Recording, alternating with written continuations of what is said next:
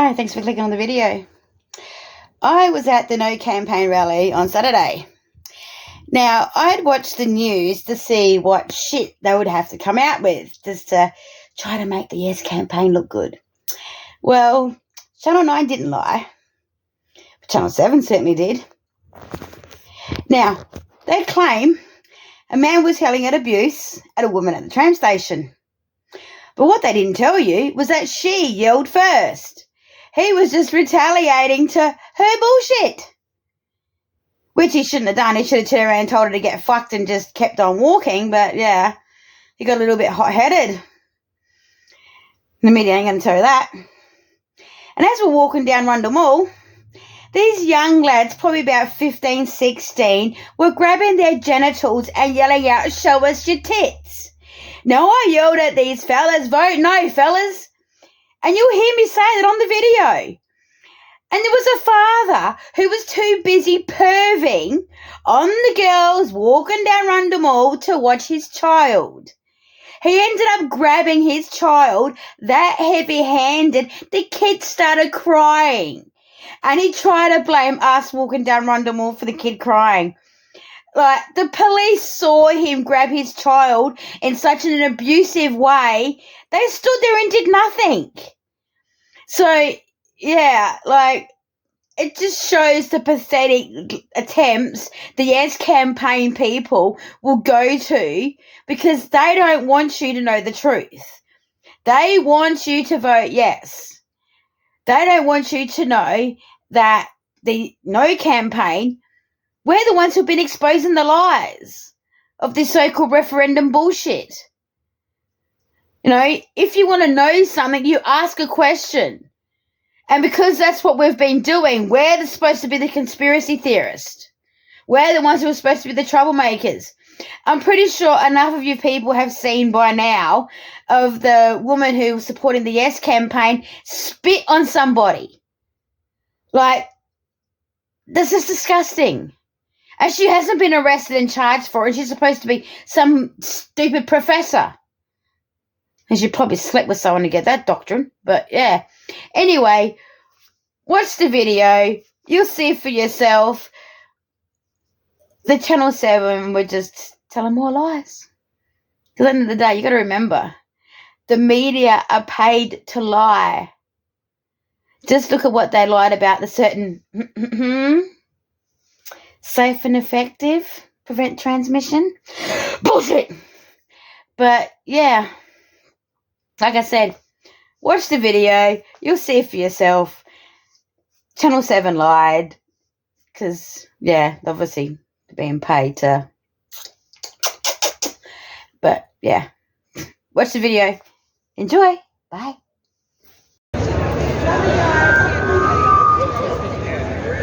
Hey everybody, how you doing? Welcome to Adelaide, welcome to today, and welcome to the freedom that we all deserve. I'll step down another step. Please make sure on the footpath there's a line through, if you could please, for the pedestrians. Save them ducking and weaving, those that are passing trade. Jolly good. All right, I've got a couple of quick announcements. In fact, I've got dozens of them, but I'll get these ones done first. Matilda Gordon's got a raffle going down here with 3 prizes. It will be drawn today before we go on our little walk. So please support Matilda's raffle.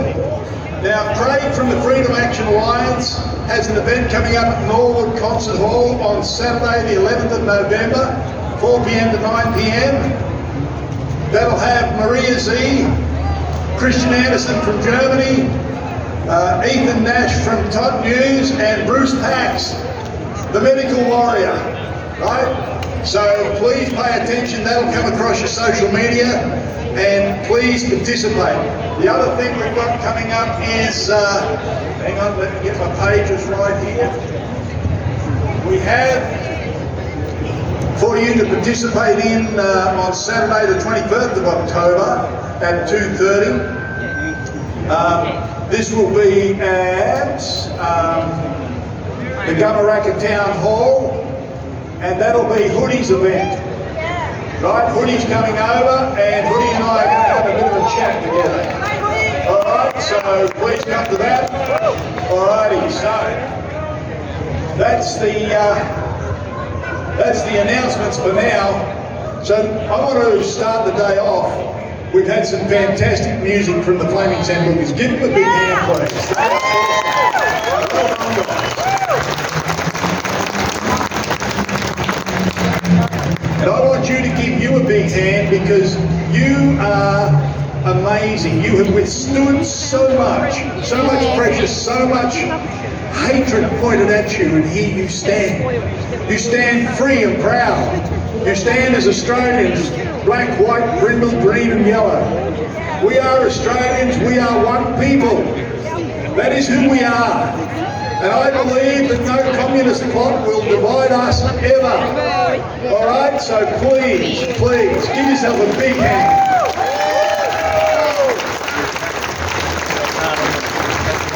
And be proud of who you are.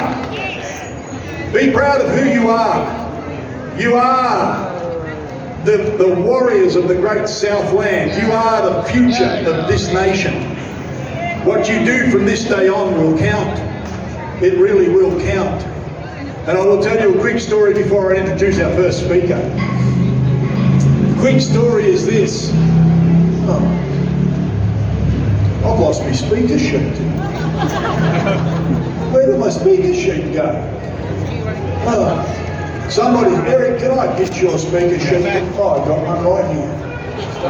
A quick story. I had a phone call the other day and it was somebody doing a survey, and I don't do surveys, but this was about political issues in the Voice. So I thought, I'll do this survey. And so as the survey concluded, I think they got the gist of where my vote would actually go. And I said to the young lady, I said, can I ask you a question? She said, yes. I said, you know where my vote's going? She said, yes. I said, am I amongst the minority? And she giggled. She said, I've made 38 phone calls today. I have 2 more to do. So far there has been 1 yes.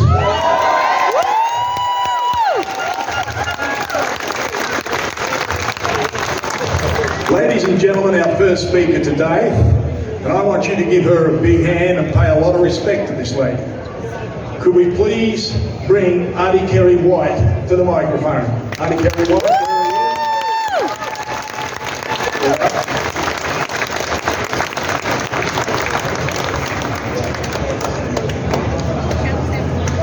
you? Well, we'd love to, but what we're trying to do is keep that alleyway clear for the people coming in and out of the hall, out of the parliament. Yeah.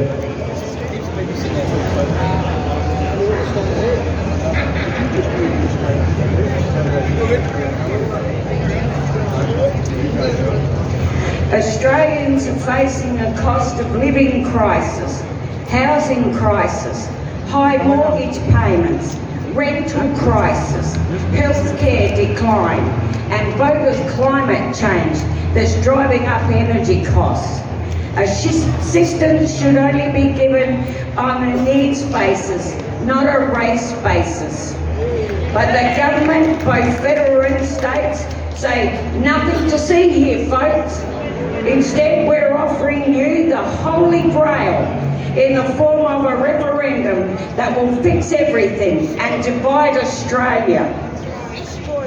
Today, we are here to talk about the Voice to Parliament, which is not only an apartheid, but it's also divisive. Our Constitution is colourblind and should not have race-based or identity politics enshrined in it. Aboriginal people are already recognised by the Constitution, as is every other citizen of Australia. By enshrining the voice in the Constitution, it's elevating one race above all others.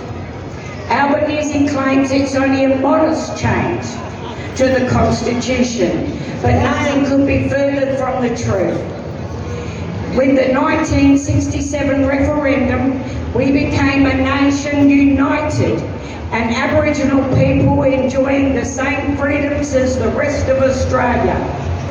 The 1967 referendum was a referendum allowing the government to make laws for Aboriginal people. At least that's what the voters thought at the time.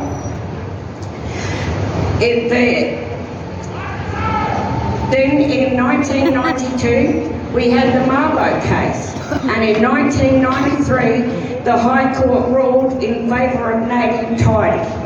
Interesting, the High Court claimed that that's what Australians voted for in the 1967 referendum. I guarantee you the voters didn't realise that at the time of the referendum, or maybe that was due to a lack of details. This highlights the dangers and pitfalls of changing our constitution, regardless of the wording used. Over the past several decades, activists have ramped up their efforts and have achieved nothing more than create division in Australia, with Aboriginal-specific organisations, Welcome to Country, Surrey Day, Invasion Day, Native Title Act and the Cultural Heritage Act. The voice mob and activists are and have been imposing intergenerational guilt onto colonists to garner sympathy for their cause. They have been doing this for decades while keeping Aboriginal people marginalised and living in poverty. Nothing the activists and elites have done has anything to do with assisting the most disadvantaged Aboriginal people. They are just pawns in their game for more money and power. The voice mob claim they want to get back to Aboriginal law, spelled L-O-R-E. They claim that the law is spiritual and has been violated by colonisation. If this spiritual law has been violated by colonisation, the only way it can be unviolated is by decolonisation. That is, if all traces of colonisation are removed, Australia would need to be returned to the wilderness that it once was before colonisation. The voice has three parts to it, which is voice, treaty and truth-telling. The truth, it's their truth, not the truth.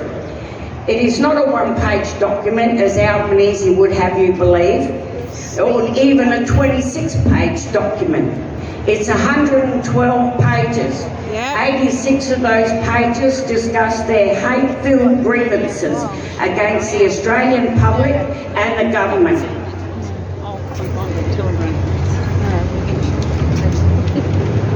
25 of those pages outline what they want, and it states they are not going to accept being an advisory body. It's not powerful enough. They don't want the voice to be legislated because they claim it is not powerful enough and can be removed at with a stroke of a pen at any time.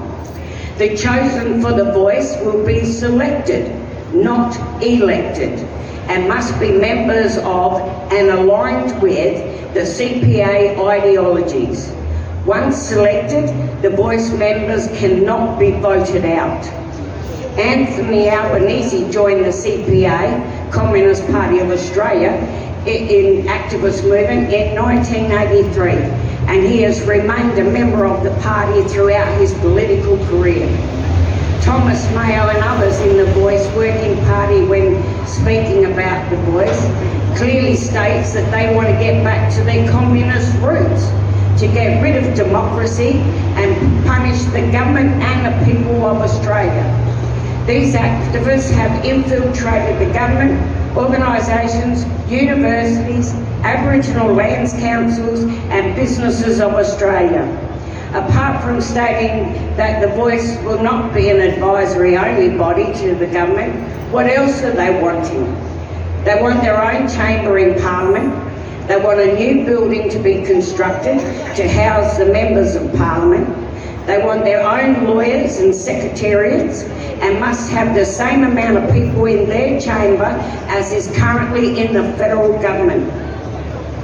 They want a yearly budget as well as rent, repatriations, compensation and a percentage of the GDP. They want to control all levels of government and ultimately bring down democracy.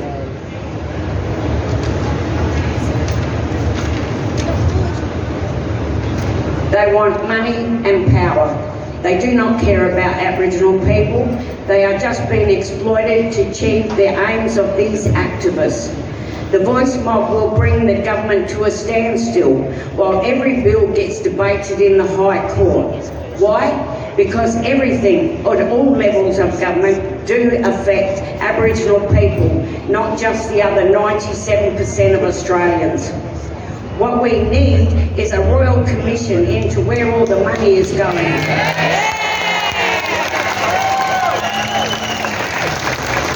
Including Aboriginal land councils.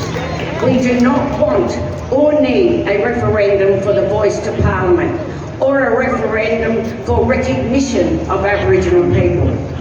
We don't want or need a state-based voice to Parliament either.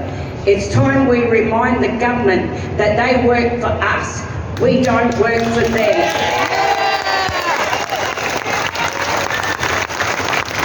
The government, the voice to Parliament, be it federal or state, lobby groups and activists, they don't speak for us.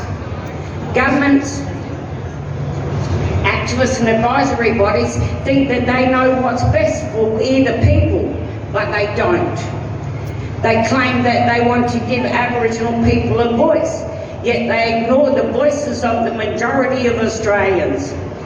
Real change for Aboriginal people will not come from governments, white people, activists, or the myriad of advisory bodies. The endless money pit for Aboriginal people has not and will not change the outcomes for Aboriginal people in the bush.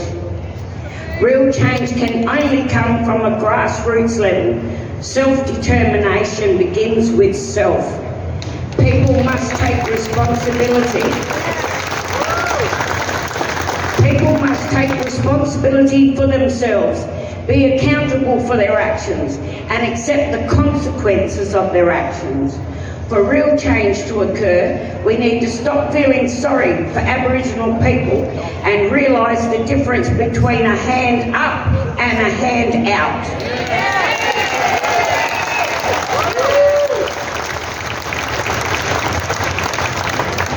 Tell the government to leave our constitution alone. We want a united Australia, not a divided Australia. Vote no to apartheid. Vote no to division. Vote no to recognition. Stand up, Australia. We are one people, one flag, one Australia. Vote no.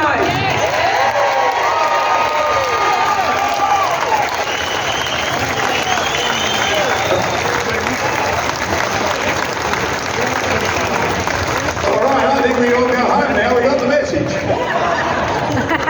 That was awesome. And Hardy Kerry-White articulated exactly, I think, of how the majority of this country is feeling, because we've had a guts full of being told how we're supposed to think and how we're supposed to act. Ladies and gentlemen, I'd now like to bring up Auntie Sandy Ross from the Narunga people. Where are we? Here we come.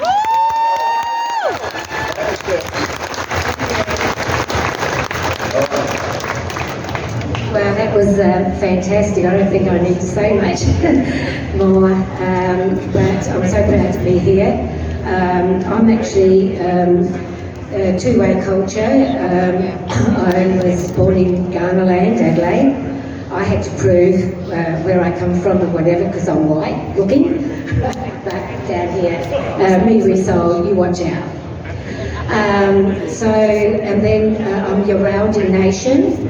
And we were under the Taplin, who put about 27 of our clans in South Australia under Narrandjeri. Now that's like putting the Croatians with the Serbians. You can imagine that's been the distraught and the generational trauma that's happened, and what we're still dealing with today with child exploitation the pedophilia in South Australia. Adelaide is the worst known around the world, and I'm not afraid to show that. Yes, yes.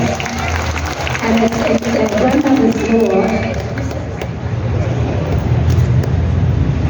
I don't nearly know, so once I get going, I'm hard to stop. This is my book. I've written 2 books of their biographies. It was published in 2015. I'm a bit of a visual person, so I wasn't really taken in. It's 7 years now ago. Anyone knows astrology, it's a cycle, and this is why I'm standing here now. Warren means knowing and believing.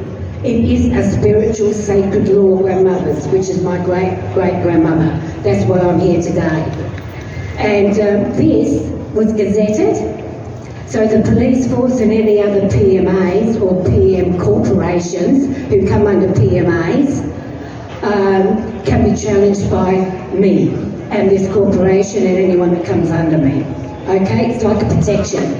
So I've actually already given the imposter Attorney General 2 notices, one down Victor Harbour. It was on camera. Had to get that to say I sent you one through the post office, certified, I pay money, so the Commonwealth Post Office is on notice and for charges also. That's an offence, a criminal offence, and it was sent back to me, return to sender. Okay, so I labelled him an imposter. I don't mind if he says he's in the position of for Aboriginal people, but you do not lie. That's why I've had to put my case out there, prove where I've come from, and my ancestry is very strong, especially from grandmother's sacred law, which has been demeaned throughout culture. And just going back to 1834, this was the South Australian Act. They're really good at bringing acts out. They should be in the theatre, you know.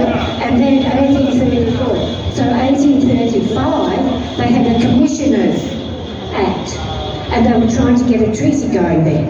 And guess what? That failed. They were so confused, you know, and then they had to bring out the letter of patent, 1836. We'll give this another go. And Moogie, who's just basically said, oh, where's this come from? Hang on, have you read my book? It's all in it, you know? Get your facts right. And Auntie's right. Our mob have been traumatised, they've been brought off and assimilated, I call. I stand for traditional people. I am not traditional, I have not been brought up in the community because I didn't. It wasn't until I wrote my 2 books later in time when I started to understand what the truth-telling is all about, and it hasn't come from the patriarch cycle. So grandmother's law is basically now about humanity. Grandmother law looks after just coming in court from incarceration of our young men and women. Is absolutely disgusting out there. They've actually, through food, water, right from the start, it's been divide and conquer. And now they're doing it again. And just exactly what Auntie said. I don't have to repeat it, but I will repeat that I've actually done a couple of talks with my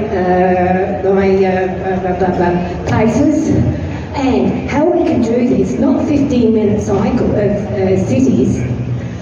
3 teachers were going to get sacked because they weren't letting students that were in another area into their school. So a friend of mine and her daughter-in-law went and promoted and went and discussed this and said, this is not right. So are you saying that kids who are not in this area, in a 15-minute city, can't go? And so you're sacking the teachers because there's not enough students? Like, hello, are these people, where are they from?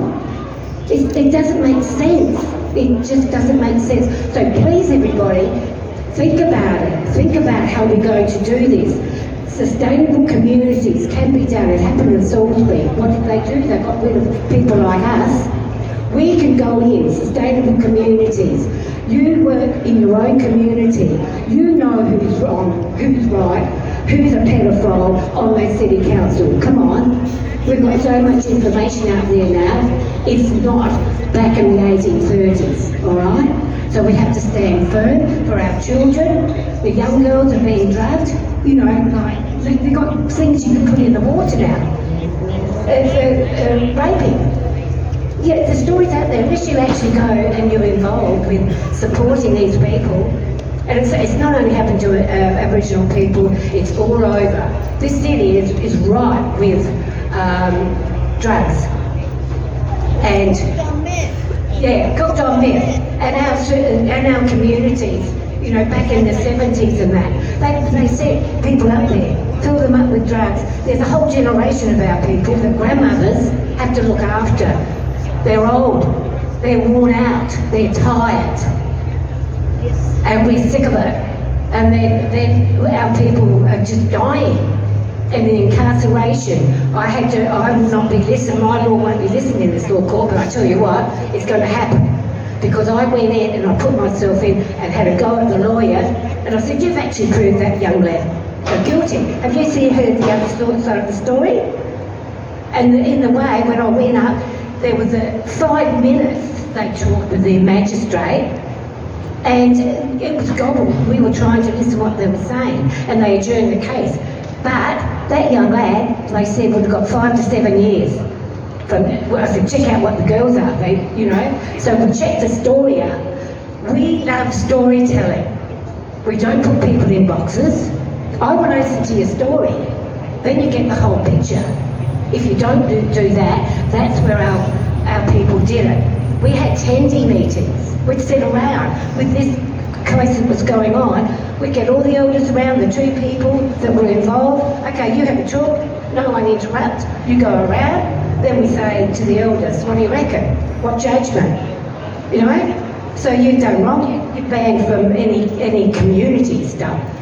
You know, so you don't have to build jails. All the jails are filled with good people that have just been off track. The fines are illegal in common law. I do work a bit with other areas I've had to. They say, don't do this, Sandy, don't do that. I said, well, I'm going to do it because I need to find out. And I'll get the common law, I'm using that now to get into that this court system here so women can be listened to. Okay? So, how's my time going? Oh, usually they ring a bell, so. Bang the gavel. Sorry? Bang the gavel. Oh, bang the devils, yeah, okay. So, yeah, I just really want to say, please, the yes vote, it's people, we don't own Australia. The mining companies do, the pharmaceutical, the big corporations overseas. Hello. So you're voting, they're like little kids, oh yeah, we'll spend all this money on a referendum.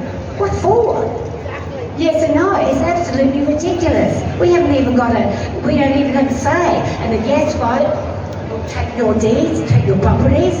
Narundri just got native title, and I said, what'd you just get native title for? You get a yes vote, they're going to come in and scratch it anyway. Hello, the deeds, I had a friend, she wanted to get her deeds for her 2 properties that they've owned. I said, I don't know whether you've got a mortgage, the banks are bloody full of S anyway. So she went into the department where she wanted deeds for her 2 houses. She's English. They come out and they have the kangaroo and the emu. She said, no, don't want that. Don't want that. Come out with another one. She said, no, I want the lion, the unicorn and the crown. That's from 2001, you know, with the first, whatever act they bring in, Constitution. And she fought. And they said, oh, I don't know, I think all the copies are gone. They burnt them. Anyway. So just investigate. Get your deeds for your house, because if the yes vote comes, you haven't got anything. Okay, thank you. Nothing.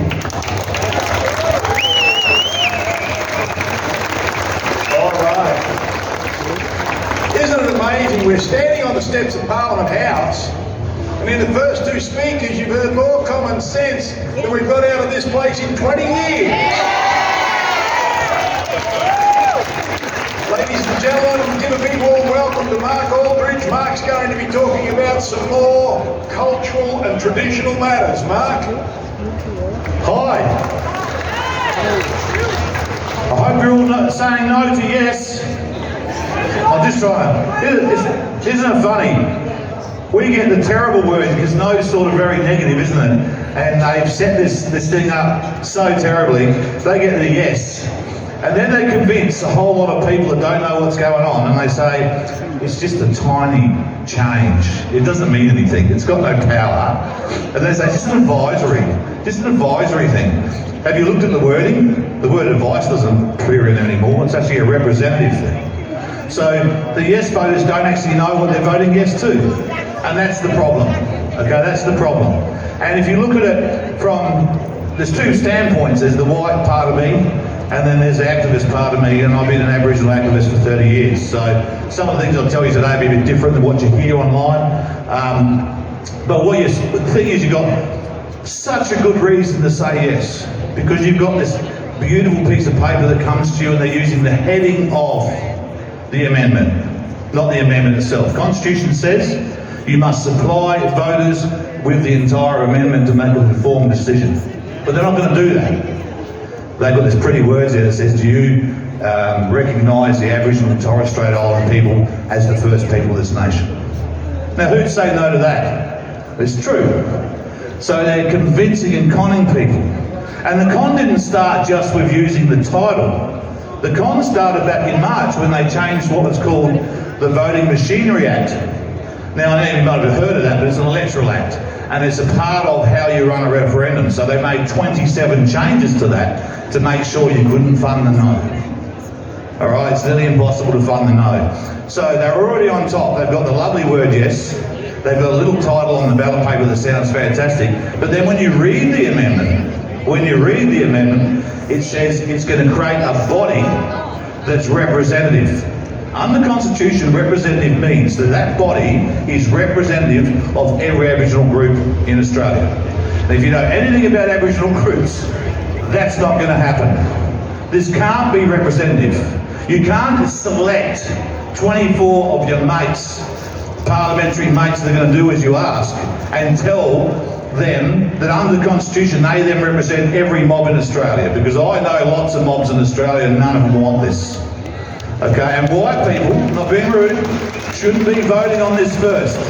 The Aboriginal people had a right to vote first where they wanted this, and they were conned. In the same way the yes people, they were conned. Because if you see section 3 of the amendment, it gives full power to the parliament. Full power to the parliament.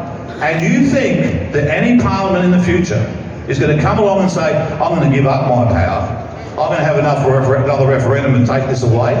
Not a chance in hell. We all know that. So this change is a big change. And if you've been to the High Court, which I have, every word means something. And representative means something really, really big. Okay? So if you give the government the right to choose a handful of people to be representative or represent all of the Aboriginal groups in Australia, you're in worse trouble than you were before. Because if you're not aware, you see quite clearly that they're telling us, these yes voters, that the Aboriginals got no voice. Oh, really? I've stood alongside some of the most powerful and passionate Aboriginal activists in this country for 20 years. They now have handed back 50% of the land. Does that sound like somebody with no voice? The funding to Aboriginal people is more than twice that of white Australia. Do you think they achieve that without having a strong voice? The people voting yes don't realise what they're voting for, because Aboriginal people do have strong voices and strong convictions. And by giving away the power of their voices to some mob chosen by Parliament so they can do all sorts of things with it, you start thinking about what land rights are going to be wanted in the future, because so far the land that's been handed back hasn't interfered with you and your homes, has it? But things might just change. Things might just change, and we need to be very careful of that. And I want to tell you how the voice will work and finish on that, okay? And I'm going to expose something to you, because I like exposing things and I get in trouble for it all the time, and it's not physical, by the way, don't panic. Up in the north, you're not aware of this, there's a subdivision called Riverlea. All right, there's a Riverlea subdivision at the moment. It's on Kaurna land. So the Kaurna people have been given the right to express their concerns if something goes wrong on that land. And Aboriginals having some right over the land is not necessarily a bad thing for us, okay? Because they haven't tried kicking in out of their homes yet. So Rivoli starts excavating. What they find? Heap of bodies. Heaps of bodies. And they don't tell anyone. And so the minister gives approval to devastate that whole area. And in fact, the people doing Rivoli will get 25 years approval from the Minister of Aboriginal Affairs here, who's not Aboriginal, it says he is. He identifies as Aboriginal. And he gets approval from a person chosen by Parliament to be the voice of the Kaurna people.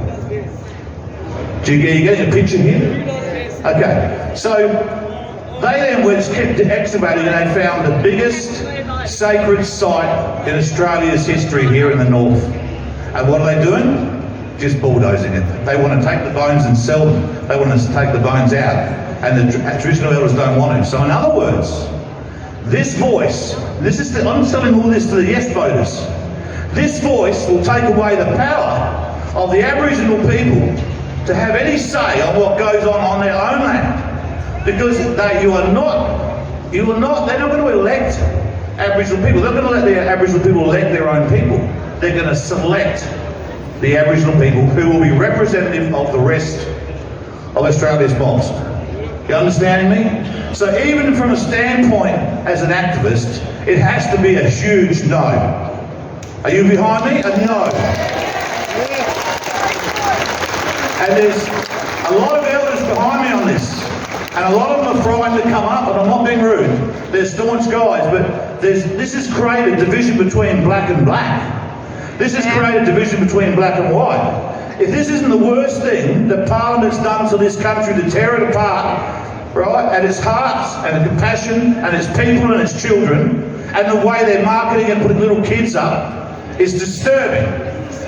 Parliament should be sacked over this. This is the worst run referendum in the history of Australia. They're being dodgy with the wording. They're tricking people into voting yes without yes knowing what's going on, and they're doing the wrong thing. So I'm here to say, as an activist, and on behalf of some of the elders, not all, because I can't speak for them all, they want you to vote no. But in saying that, I'm a bit of a fan of treaty. I think there's a better way forward for this country without costing us any money. But I think to go there right now will take too long. But no, please spread no, and start talking to these yes activists and explain to them this isn't helping anybody. Thank you.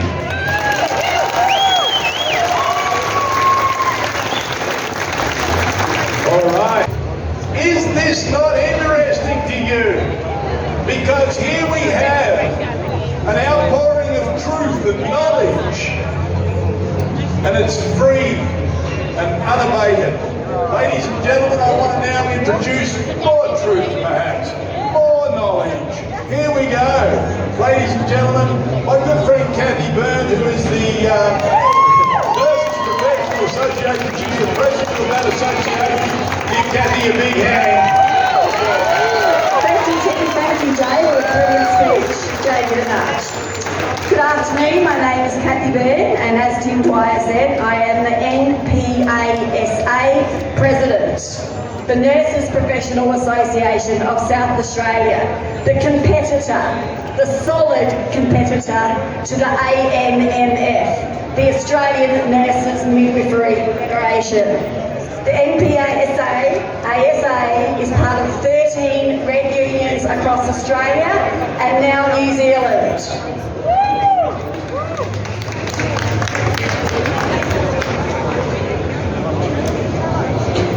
Protection without politics. We are apolitical, as Jay Vidinard said. I would not be the president of the redunion.com.au with our 13 red unions in South Australia if I did not fully and truly believe in this union. Now, some of you are thinking, bloody unions, they're all crap, they're all corrupt. Not anymore, okay? We have cheaper member rates, up to 50% off. Have you heard of AMS? The Australian Medical Professional Society. Dr. Chris Neal in Melbourne is the president.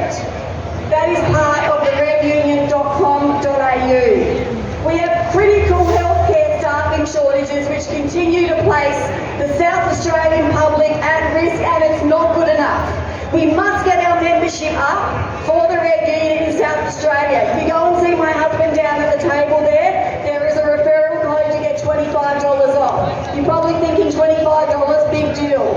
But remember, our rates are up to 50% cheaper than current Red Unions, and we cover all sectors. Have a look. Aviation, construction, contractors, community care, disability, education, healthcare, sworn officers. Come on, please, join up. We look after you too. And transport.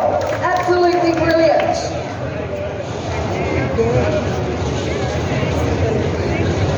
The NPASA, the Nurses Professional Association of South Australia, covers professional indemnity insurance, journey insurance to and from work for all nurses and allied healthcare workers, CPD points for education. This is 100% tax deductible. Right. All NPASA Red Union members include the CPD education, so you do not miss out. Please, South Australia, please, freedom fighters, get on board, support the Red Union, go and get the referral code down, go down and see my husband down at the table.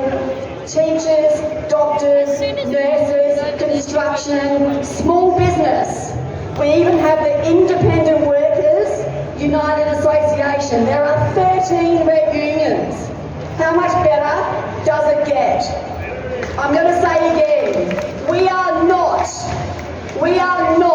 affiliated with any political party in this country, and we never will be, or I will not be associated with it. Thank you.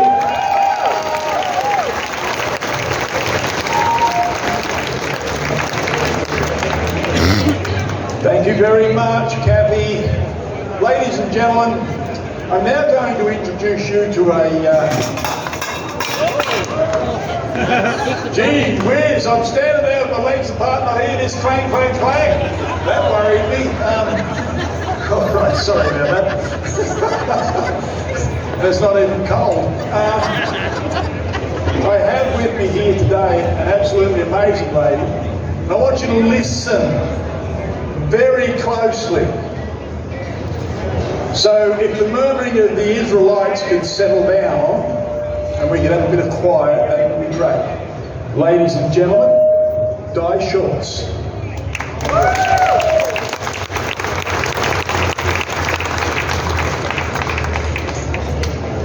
Hello everybody. Hello. My name is Di Schultz.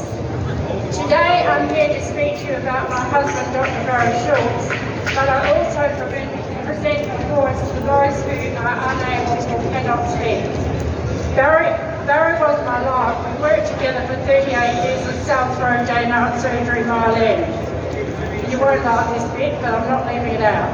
Barry was an absolute advocate for vaccinations. He vaccinated thousands of babies, children's patients over the years, always doing this himself, never ever having a death, an anaphylaxis, or any problem with the vaccines. However, when the COVID-19 vaccines were introduced, he refused to inject his patients and did not allow for the COVID-19 vaccines to be administered at his clinic. He had reservations.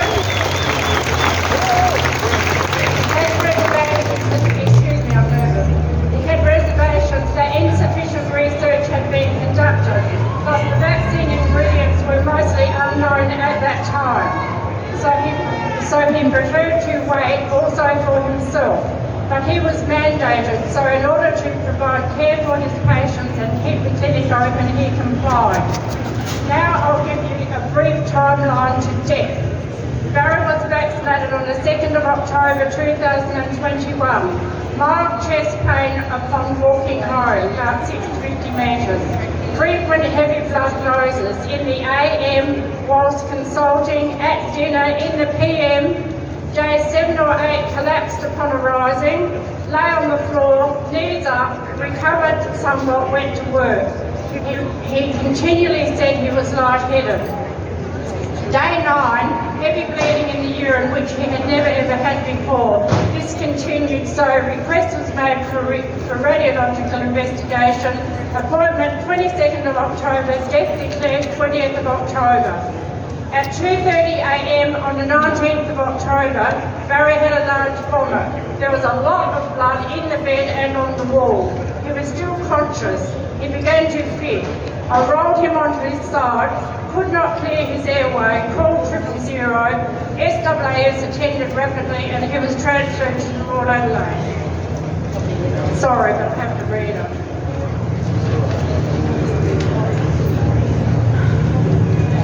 Very nervous.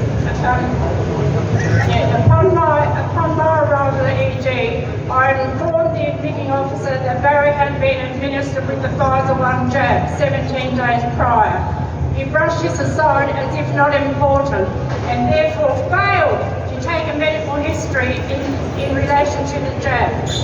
Initially, I was informed that Barry would undergo rapid surgery. This didn't happen. He was sent to ICU.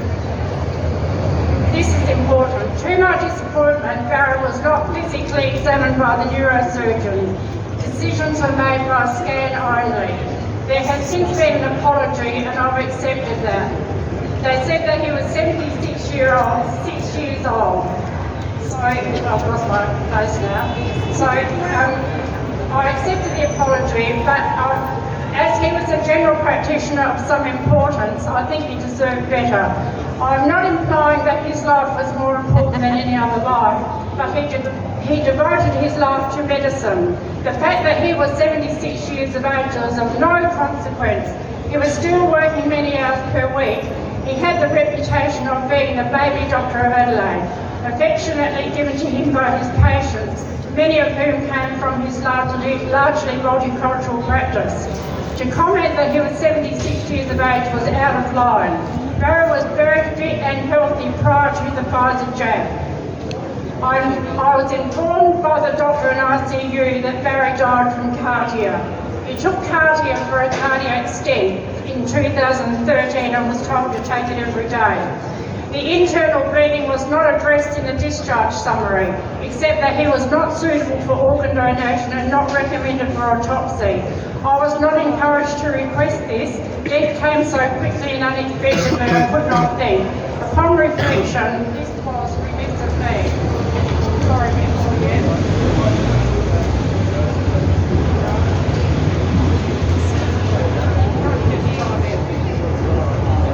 It's important. Some 8 months after Barry's death, 8 months, and due to my persistence, and I am persistent, the admitting doctor in ED phoned me. He made no express my concern.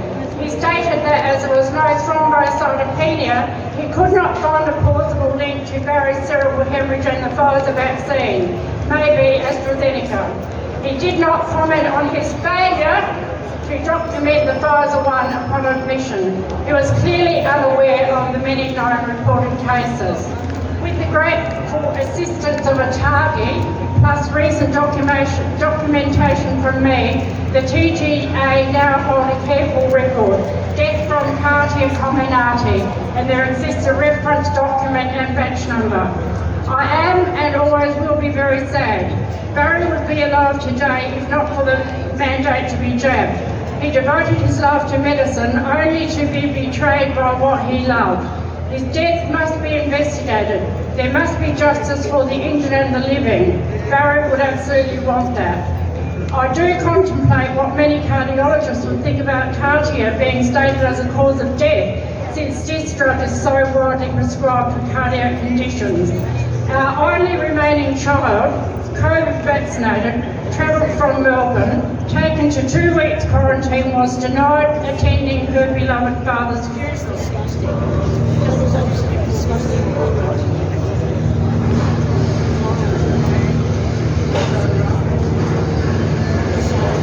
Please bear with me, this is the last page. There are 2 additional important statements. 1, although I have anger and disappointment with the hospital management and diagnosis, I absolutely must publicly thank and compliment the anonymous assistance provided by 000. Helpful, advisory, patient and kind. This emergency assistance is second to none. Number 2, the SAAS officers for rapid attendance, competent, reassuring, informative. I thank you also. And my final message, please bear with me. 1, to Albert Paula, Chairman, CEO of the biopharmaceutical company Pfizer. You may have indemnity for your rapidly produced COVID vaccine from the Australian Government. 2, to the Australian Government for your granting of such indemnities to Pfizer plus other big pharma. Remember the 6th commandment, Exodus 20:14. You have blood on your hands.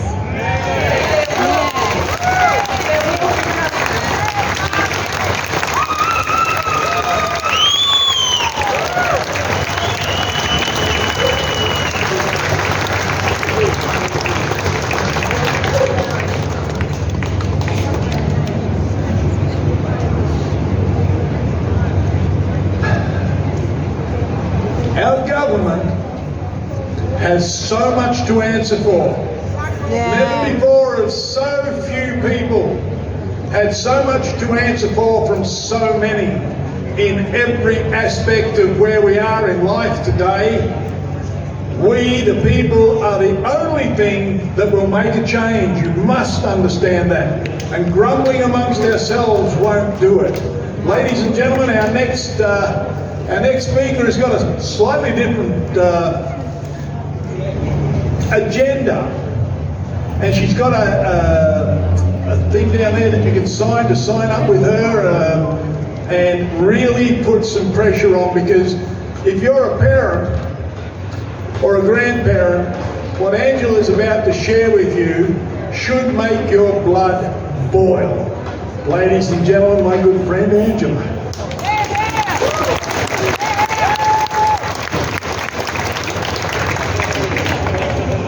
Hi all. Since February this year, I've been actively challenging sexually explicit children's books in our public libraries.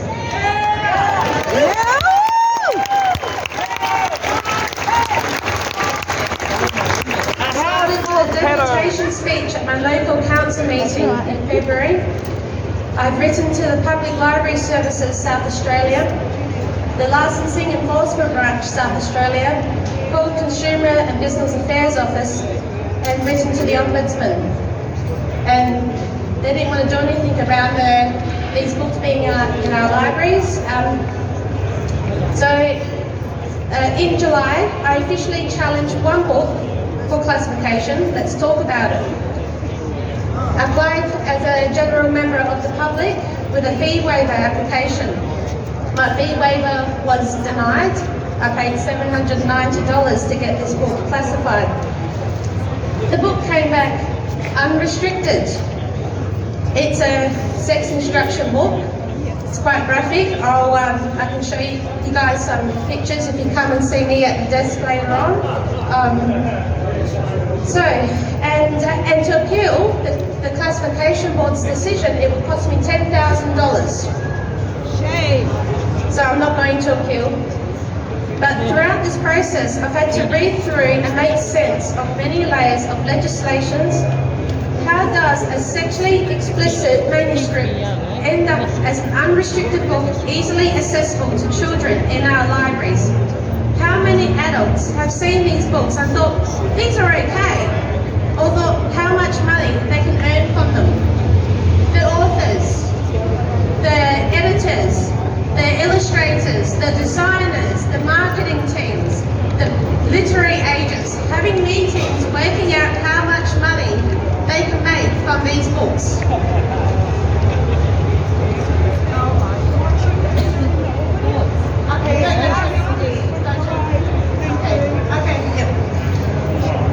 How many adults? It's a very complex system. There are international, national and state levels of legislation around publishing, sales, distributions, lending and cataloguing and classifications that need to be changed.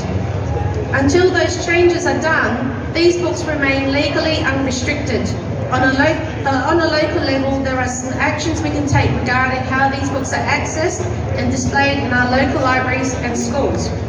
We must do this peacefully and respectfully. In SA, we have a one-card library system. one library card per household. You can borrow up to 100 books, borrow from any library across SA. You can transfer books across, and we have a self-checkouting system. So your kids can easily just pick up any book that's unrestricted in our libraries and self-checkout. Libraries and schools usually order books through a standing book ordering system, a pre-selection of pack of books from their distributors. They can also purchase books independently.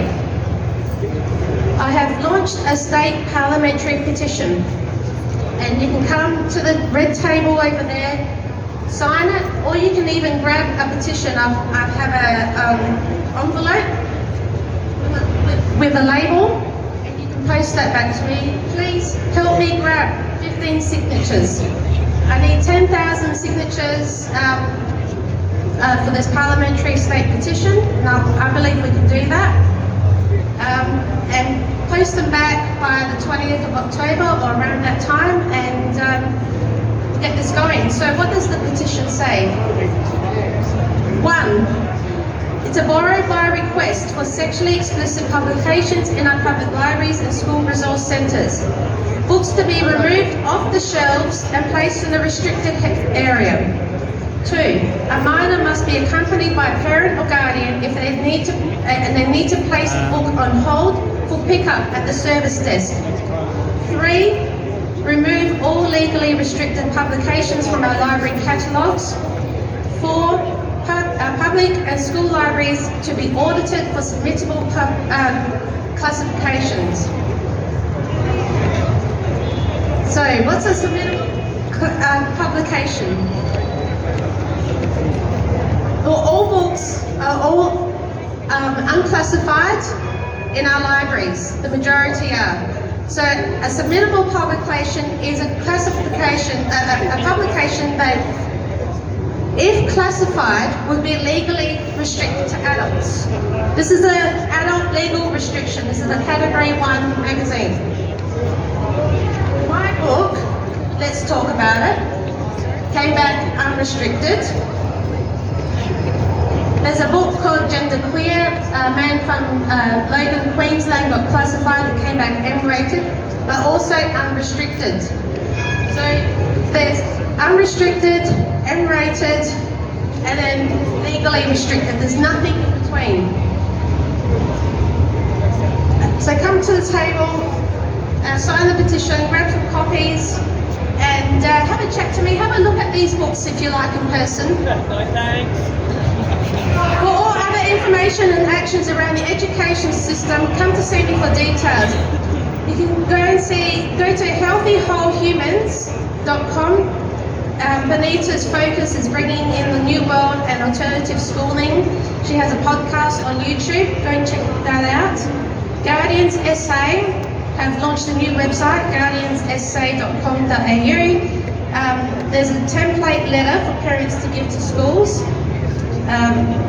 It's a really good written letter, written by someone with a legal background.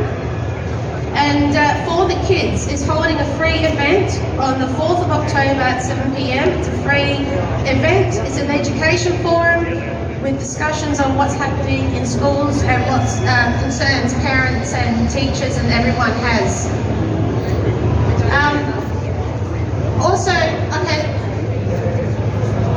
So with these books here, this book here is a Premier's Reading Challenge book for reception to Year 2. So this one would be available in schools as well as our public libraries. It goes into intercourse.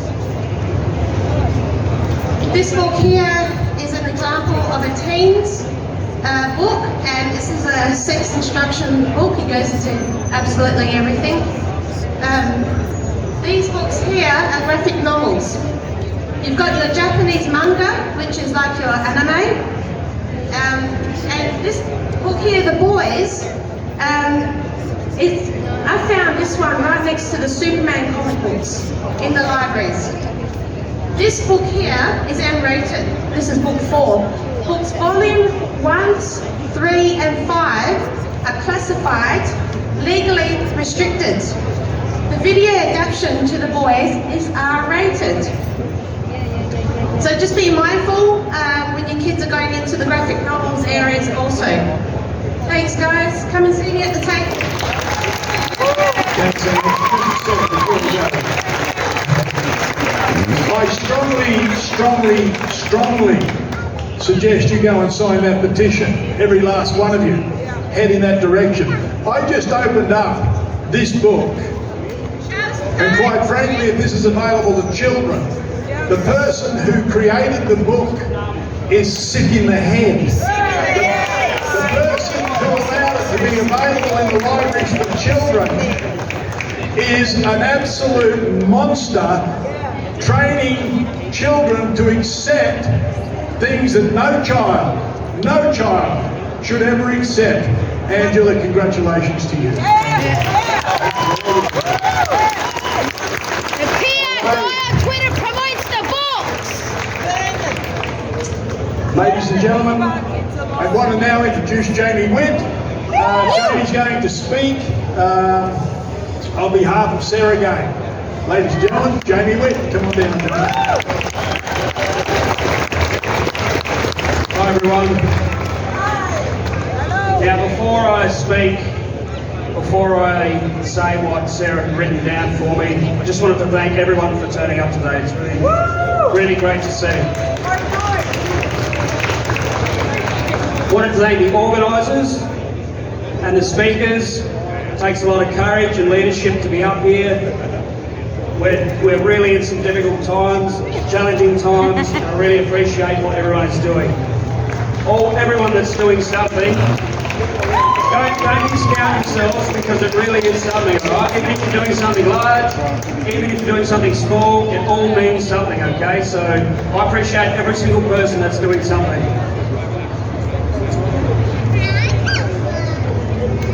Also, I want to commend Sarah herself as well. Sometimes she's a lone voice in this building.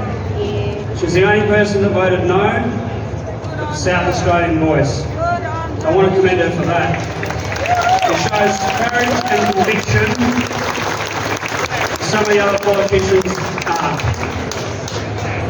And Nikki, if you're listening, I know you said not to read off a bit of paper, but this time I have to do that. So I speak on behalf of the Honourable Sarah Gane, who's a member of the Legislative Council here in South Australia. Sarah, regrettably, is unable to attend today and extends her heartfelt gratitude to you for your presence and your ongoing support. Sarah Gane, the One Nation member of the South Australian Parliament, was the first South Australian member of Parliament to oppose The Voice.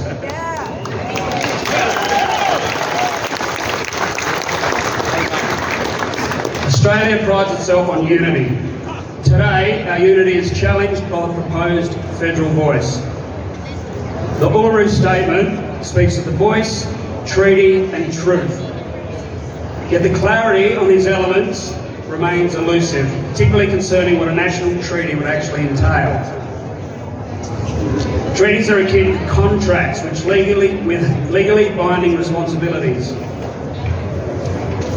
We must be wary as we approach the First Nations Voice referendum on October the 14th. This is not merely about recognition, but risks permanent division with unforeseeable legal consequences. Opponents of this proposal are unjustly branded as racists. This narrative is misleading. Our multicultural society is the envy of the world, and a vote against The Voice is a commitment to maintaining that unity. Amending our constitution, a document that belongs to every Australian, for one specific group raises some questions and concerns. We cannot risk encouraging division. This initiative also comes with significant financial implications, and a lot of this has already been touched on. The South Australian Voice will have 46 elected local members, with an extra 56 members for various advisory committees. That's a total of 102 members with guaranteed resources. So with Australia finding itself voting on a referendum for The Voice at a reported cost of $364 million, We have to ask ourselves, where could these resources be better utilised? Especially when current Indigenous funding already exceeds $100 million per day. This is not written on the sheet, but where is that money going? That's $100 million a day. Former High Court Judge Ian Callanan, who has a title for the Order of Australia and also King's Counsel, warns that there will be years of constitutional and administrative challenges. The state-based voice in South Australia, implemented without public consultation, is becoming a costly bureaucratic layer, highlighting the dangers of insufficient planning. Sarah Gain, the One Nation member of the South Australian Parliament, urges Australians to consider the consequences of this referendum. The resources diverted to the voice could address other pressing concerns, like the spiralling costs of living. Let's prioritise unity, transparency and policies that benefit all Australians, based on need, not on race. That is why she is voting no. Thank you. Thank you, Jamie. Very, very good. All right, here's a bit of a special treat. Len Harris, Senator Len Harris, an old mate of mine. Len Harris is doing some extraordinary work. He and Rod Culleton have got programs heading to the UK, but I'll let him speak about it. Ladies and gentlemen, one of the smartest, wisest and kindest men I've had the privilege of meeting, Senator Len Harris. Thank you, Tim. Thank you very much for having me here today. I do have some bad news to some of you who aren't aware what the people who sit in there have done to you. In 2013, Jay Weatherill, as the Premier of your state, made a decision to cancel all of your title deeds.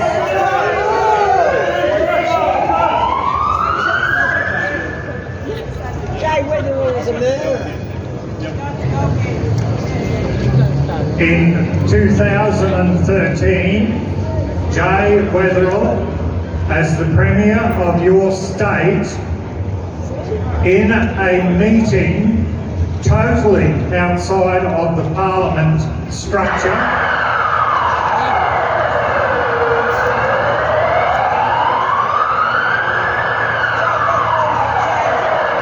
isn't that interesting?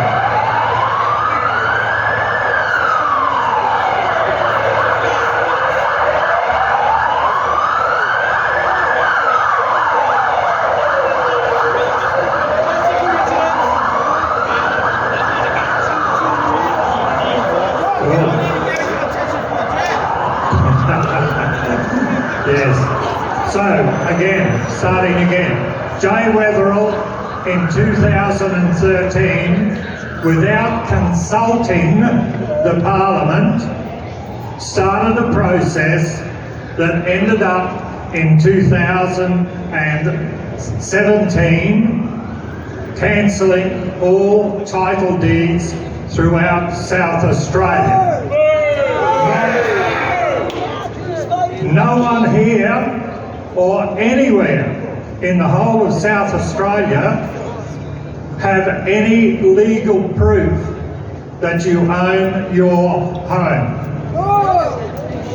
The only thing that links your name to your property description is a piece of binary code with your name and the lot number.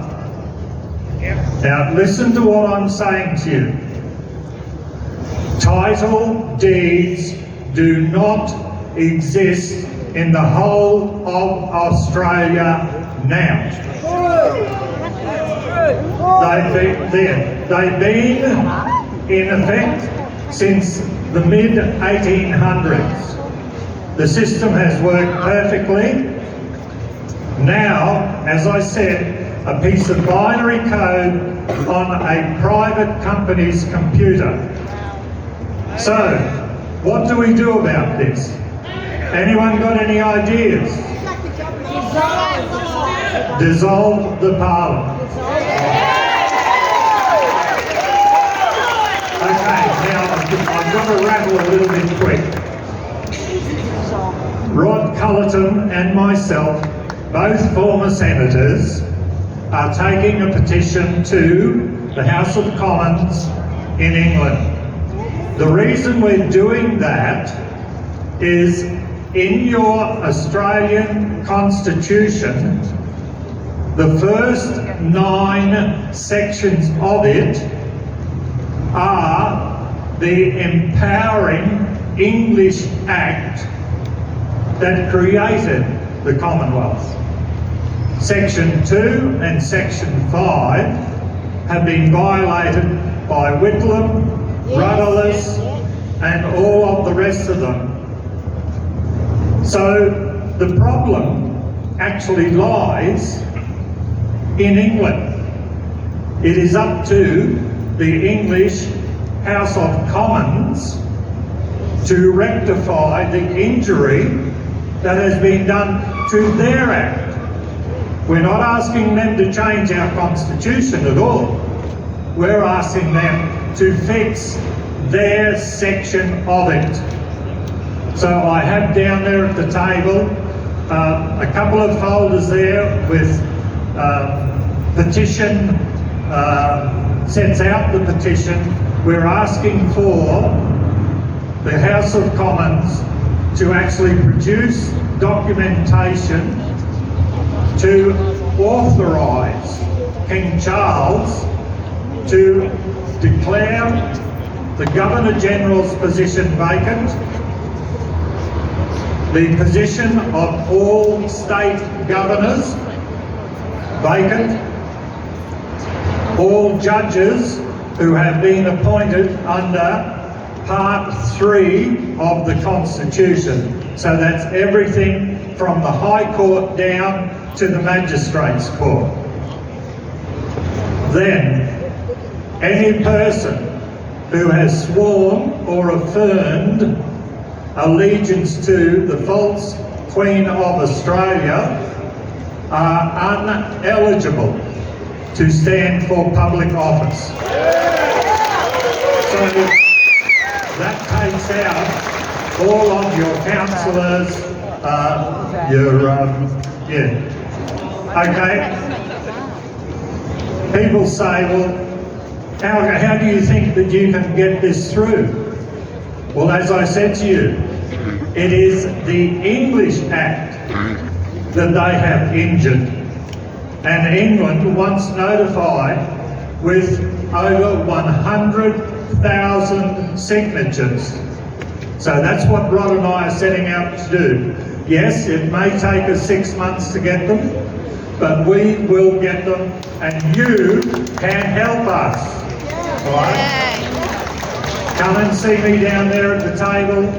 I've got some brochures. Take a brochure. It explains in more detail why the actual House of Commons has the power. We also know that the Privy Council has already given what we are doing the tip. So if our not so friendly king decides not to do anything, the actual Queen Charles. I never said that. So if King Charles, because he is wedded to the one world government and everything, the actual Privy Council has the power through the Lord's spiritual and the Lord's temporal to actually declare the positions that we want declared vacant. They have the power to do it. That over a 12-month period will bring on a federal election, a state election in every state, every council, and none of those people are eligible to be re-elected. Thank you. And just, ladies and gentlemen, the work that Glenn Harris is doing and Rod Culleton and everybody supporting him is enormous. It's a hell of a job. And so again, please, get down to the table and sign your name. Even if you're late going on the walk, go and sign your name. Because if you've had a guts full of the government, have you had a guts full of the federal government? Yeah. Have you had a guts full of your state government? Yeah. Then if you wanted change lawfully and peacefully, then, hang on. If you want to change lawfully and peacefully, then let's do it this way, and then we will be back under our local constitution, and we, the people, will have the rights again in this country. Thank you. Ladies and gentlemen, I now want to bring up Eric. Eric's going to talk about the Unity Business Directory. He's standing behind me, isn't he? Yeah, there he is. Hi Eric, thank you very much. Yeah, as a former palm, I can tell you now, King Charles is not my king. So, not my king either. Anyway, just cast your mind back to like 3.5 years ago when all this pandemic bullshit started. And we're losing friends and family members, we're all sort of dividing. And then we all formed together, didn't we? We found our tribe, and one by one we sort of started to amass. And it wasn't just here, it's around the world. And out of that great mass of people have come, here in Adelaide especially, many interesting special interest groups. We started off with simple things like signs down the street, and we have all the people on, like street preachers you might call them, like Wally and Roman and Vasily who are here. And then along came things like Forest of the Fallen, and just on that note, Forest of the Fallen, which is a fantastic installation taking place all over South Australia, is being run by Lorraine. She's over there, she's looking for volunteers to help her, even as early as tomorrow up in the Adelaide Hills. But anyway, moving on from that, so we've got a situation now where a true parallel society is starting to form. We've got these political movements, and we've got things like the union movements there. We're taking action on children in schools. So amidst all that sort of activity, I got to thinking, what could I do to try and help this parallel sort of community build? And I was thinking, and I thought, well, one area that has really been severely neglected is the small business community. And so at that time, I sort of started chatting to a lady called Deb Talbot, who's another great freedom fighter, you might say, who's here in the crowd as well. And we thought, well, it's high time that someone did something to just try and help people in the business community, because they've been really, really ravaged and devastated by all the mandates, etc. So we thought, well, what we can do is build a directory for like-minded businesses, and the key thing, one of the key things behind this that really motivated us to get into action very, very quickly was this incessant push to get rid of cash. And we have to keep cash alive in society. If we lose that, then we lose the lot. It's just not a negotiable on any level at all.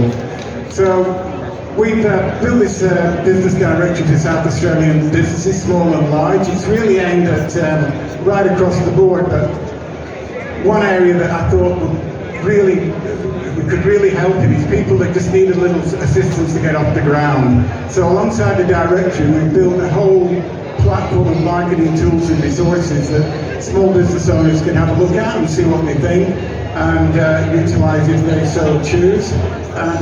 If anyone's sitting in the home thinking they'd like to get a business off the ground, or they don't know where to start, then that's the place to go. Now, it's called unitybusinessdirectory.com, and you can find it online. It's up and going now.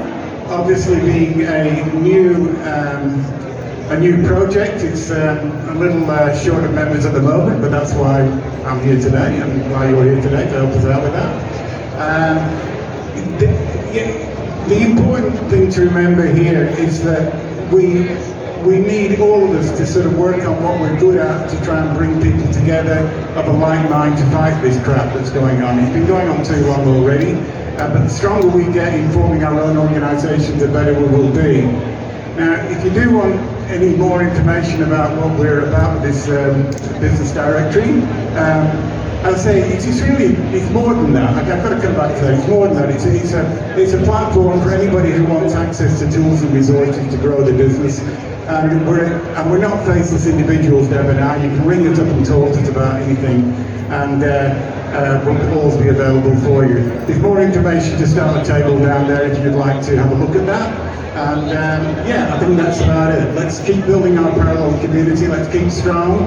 And whatever we do, don't comply with any future bullshit. And above all, keep paying in cash and keep it alive. Eric, thank you very much. And he's right. Keep cash alive.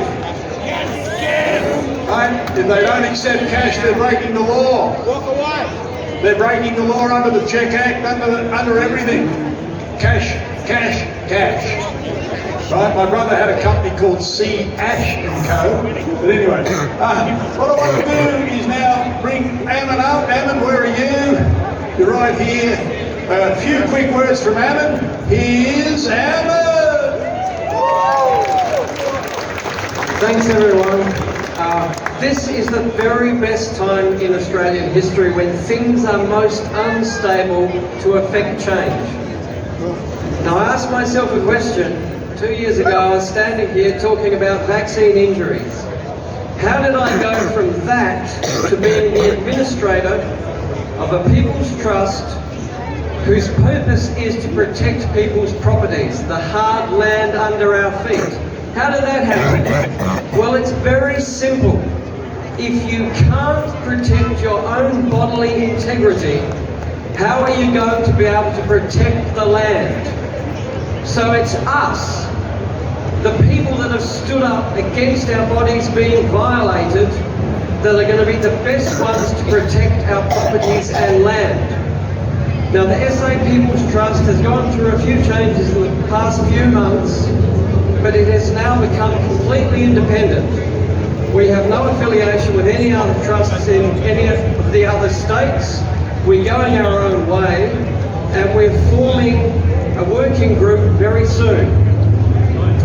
So we want your participation, because without your help, you people have shown that you have an ability to protect your bodily integrity. We can't make this change. Once we've got our bodies and our land, we've got everything. And I just want to make a brief comment on The Voice, because everyone seems to be making a comment. But how many people are aware in our Constitution we have a unique protection? Anywhere in the world there is no constitution which gives us this. The only constitution in the world which protects our physical integrity is our Australian Constitution. But it also gives protection to our properties.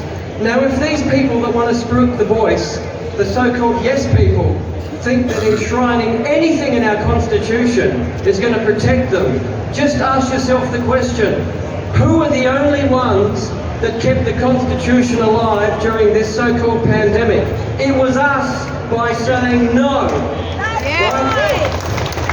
Their idea of a Constitution is never going to protect them.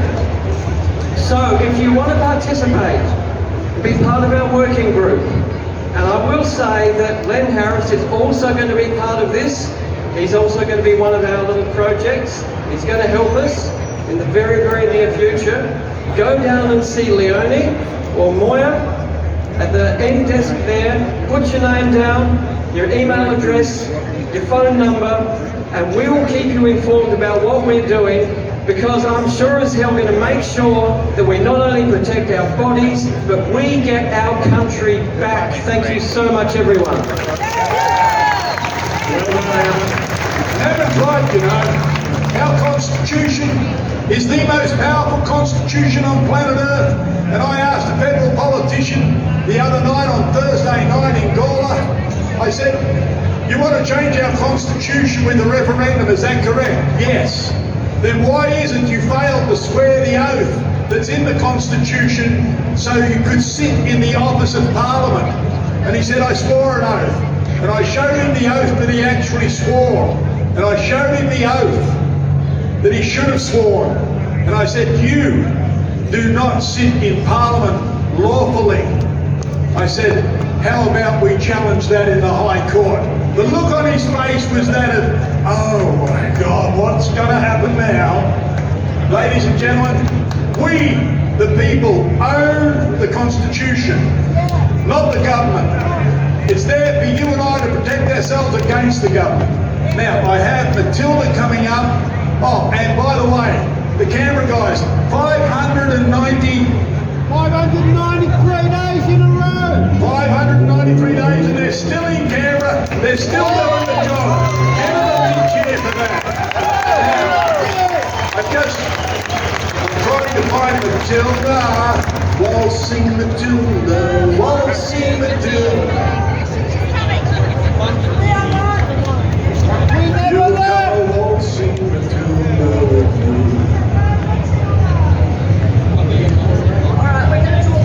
Just a few seconds. There are 2 prizes out there, and wherever Grace is, I'll just look for Grace. And for those of you who aren't aware, we are fundraising the Supreme Court action on behalf of Councillors Severina Byrne and Grace Borden. We've still got quite a few things to do, and we've got a brilliant legal team. But of course, City of Salisbury has millions of dollars to fight the girls.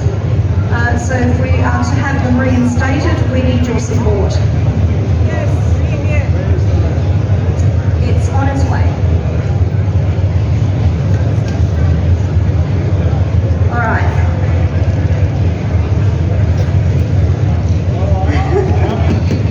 All right. Drum roll.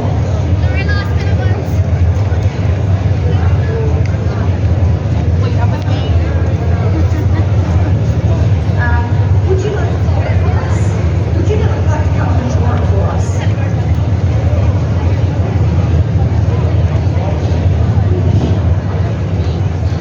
Just murmur amongst yourselves there for a few minutes. We'll be right with you. Quiet mumble and time. Thank you all for coming today. It's absolutely fantastic to see such a good turnout. All right, here we go. Okay.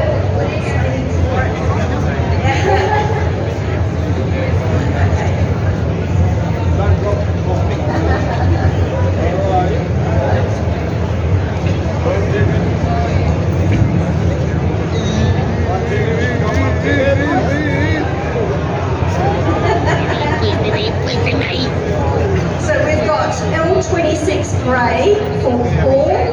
L26 grey. L26 grey, Paul. Paul, L26 grey. L26 grey. Paul, show yourself or we'll draw another ticket. Where are you? No, Paul? Okay, all right, we won't do that again. Oh, hang on. We may have one. Brilliant. Grace, I'll let you through that. Thank you. All right, that's lovely. Okay.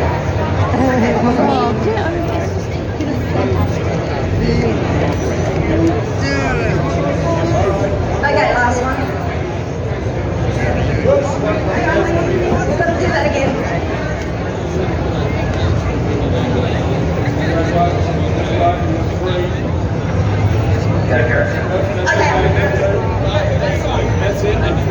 Okay.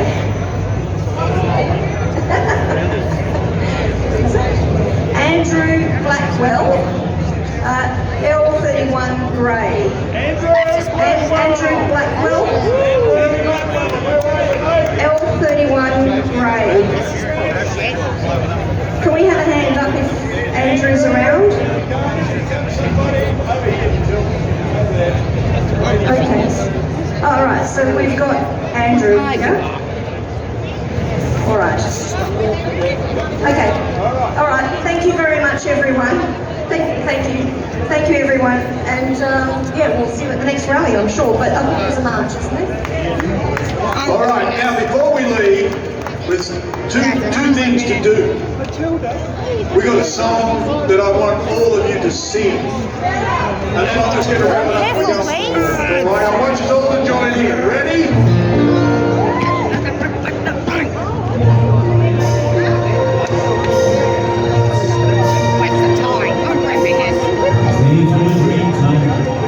From a dusty red stone and the ancient hobbits, poverty around the plain. I stood upon the rocky shores and I watched the torches burn. For 60,000 years was the first Australia. Sing along! We are one, but we are many.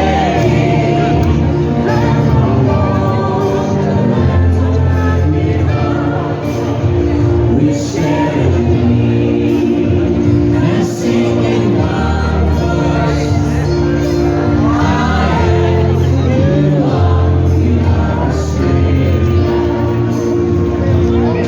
I came upon a prison ship, bound down behind chains. I fought the Lord, endured the lash, and all the rain. I'm a sailor, I'm a farmer's wife, I'm a convict and I'm a free man. I am Australian. We are one, but we are many. And from all the lands of Africa, we'll share a dream and sing with one voice. I am, you are Australia.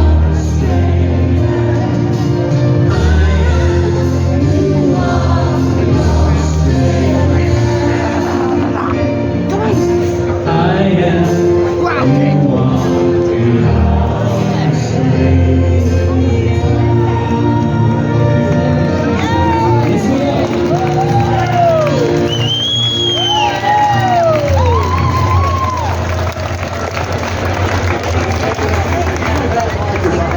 There we go, microphone's back.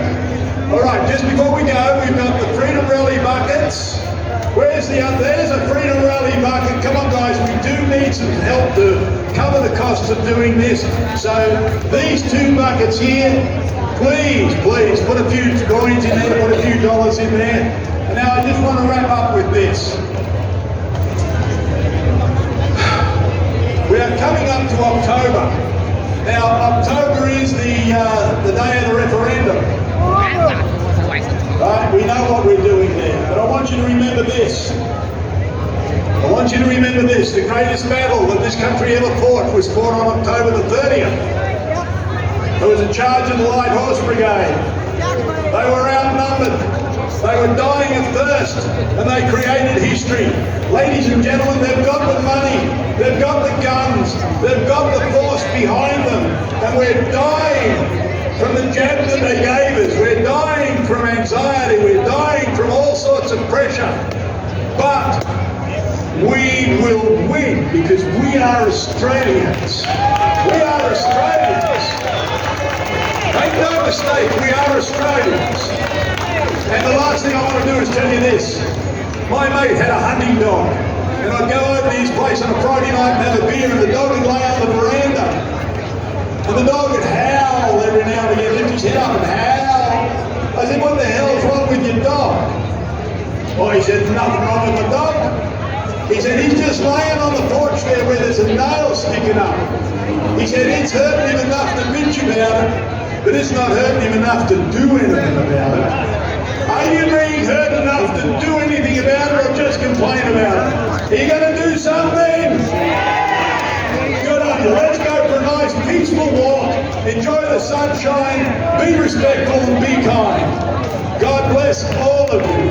Let the Spirit go before our battle.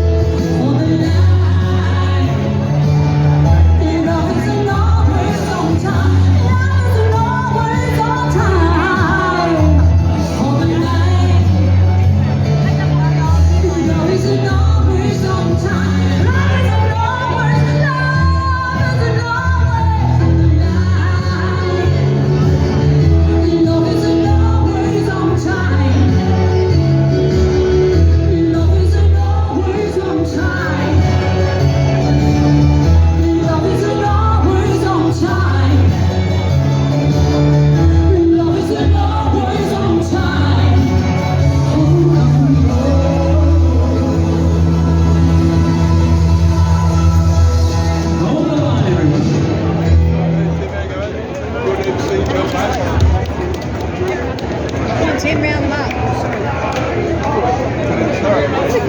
Which way are we marching? Are we going this way? Let's go for the march down the mall. Let's go for a march down the mall.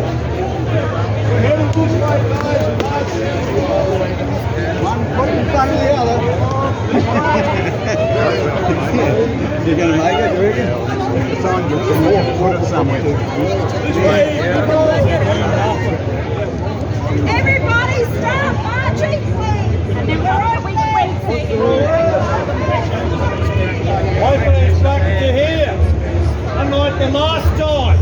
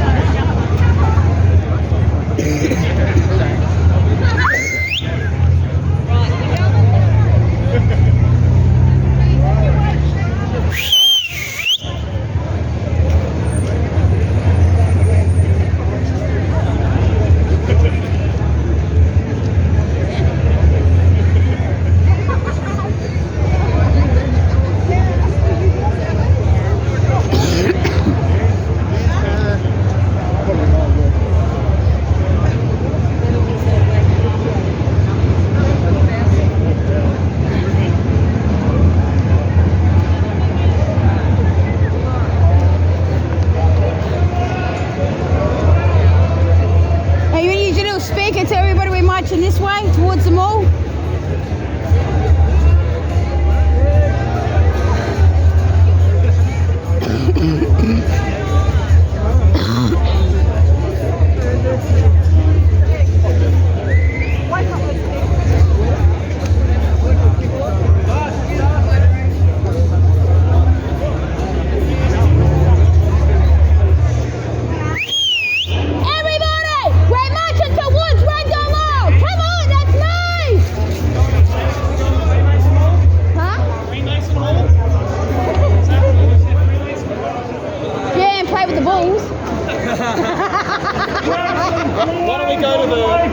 Go to the synagogue gay bar behind. Oh yeah, that's good.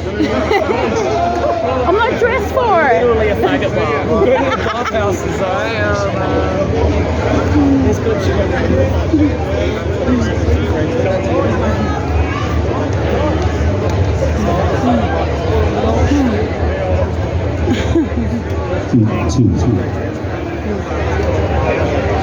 Okay, everybody. Anybody who's interested in going on the march down the mall and back up the mall, please make your way immediately to the traffic lights up the top. Please make your way immediately to the traffic lights up the top. Let's get this march done, people. Come on. Rock and roll, giddy up.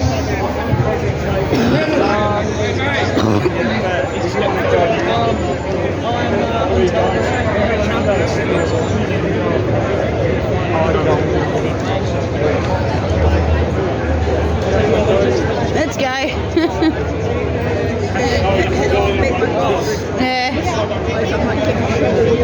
Yeah, all right. Come on.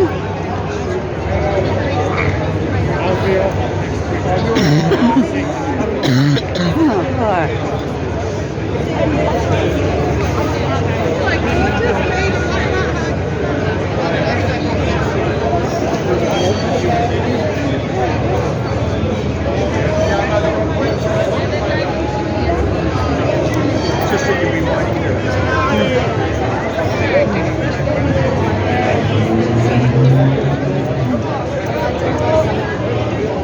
So someone will be here. Margaret will stay this month.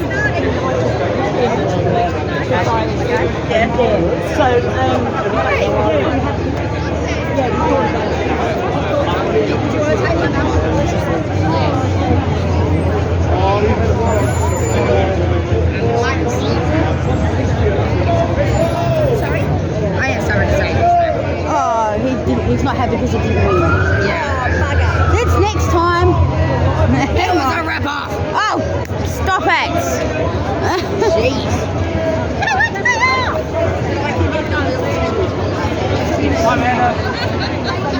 Come on. Are you walking? Yes. Yeah. Come on.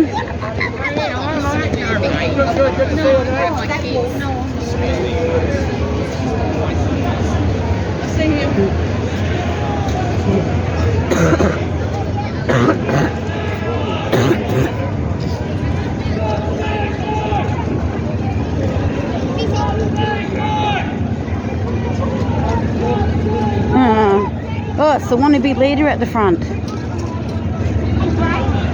Thinks he can control a crowd.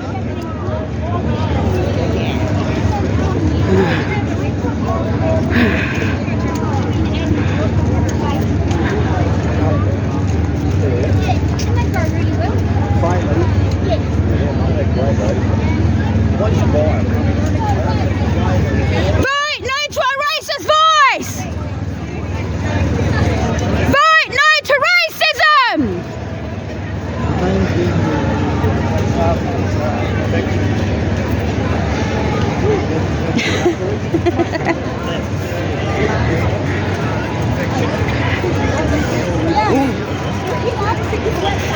There is a phone conversation. Vote no to division! Document conversation. Journalists were murdered. One Australian. Someone forgot to take his pill this morning. Fire.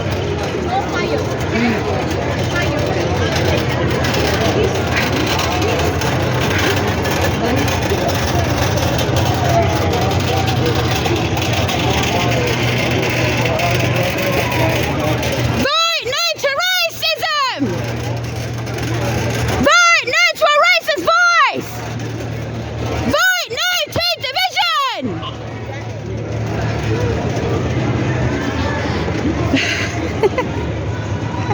Remember Nuremberg 2.0's on its way. Remember that, can't you? You're very kind today. Come on, people, off the tram lines.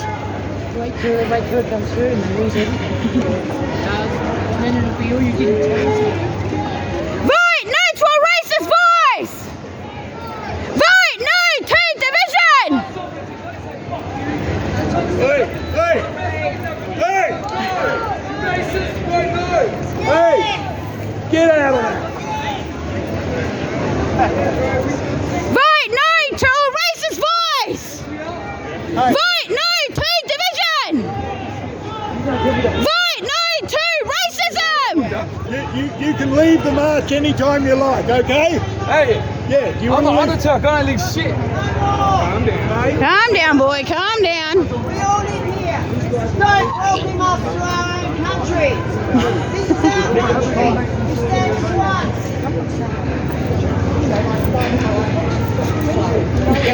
Damn right it is.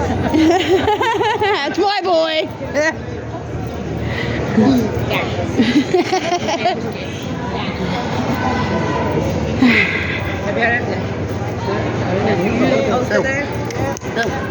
That's it.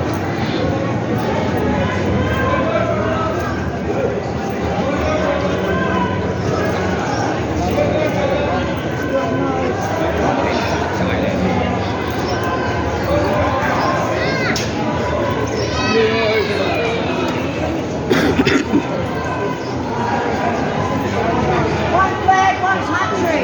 We are one. One flag, one country.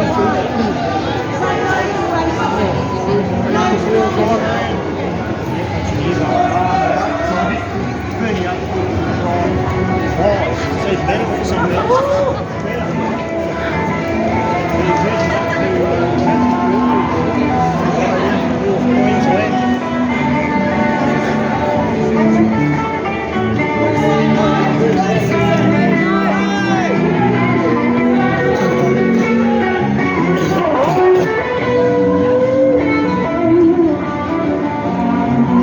Say no to racism. No more division. No more division. We stand as one. No No more division.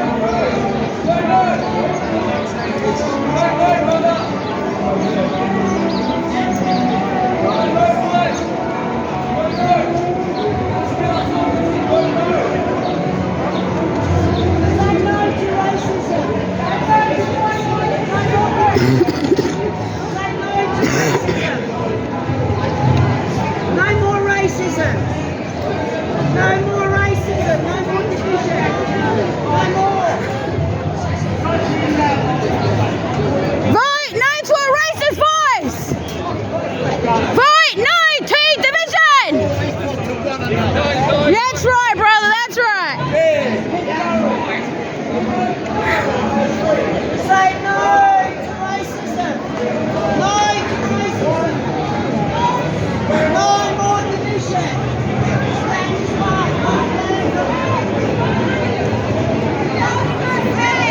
Divided we just say no.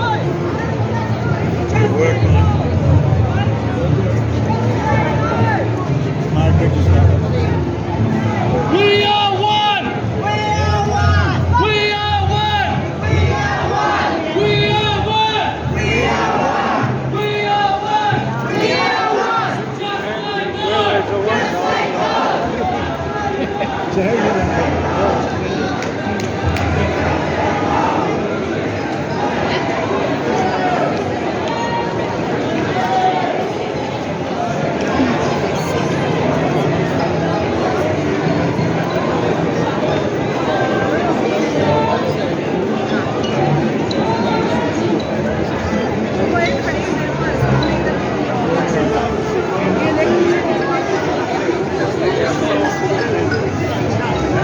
Ashton!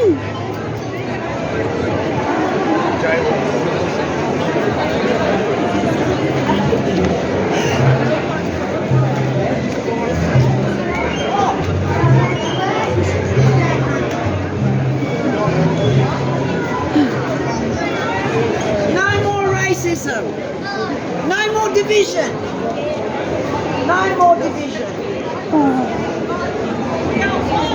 We say no. Ashton! No more racism. Oh. No more division. Stay with me, please. Don't go walking off in the crowd, mate. I got lost. Yeah, we've got to stay with me. It's alright, you're with me now. Sorry, everybody. Son got lost in the crowd.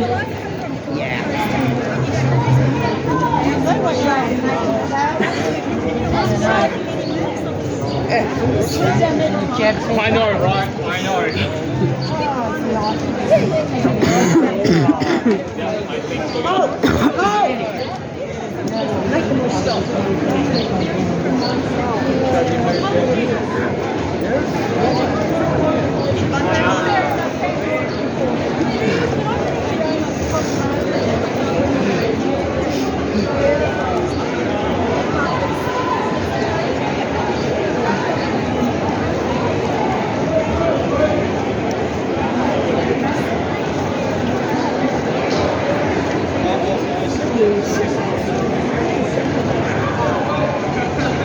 Now, these balls up here,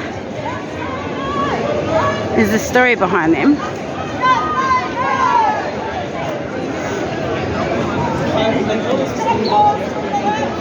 Going back a long, long time ago, there used to be two big rocks before all this was laid down, and the Aboriginal people used to worship where those two rocks are.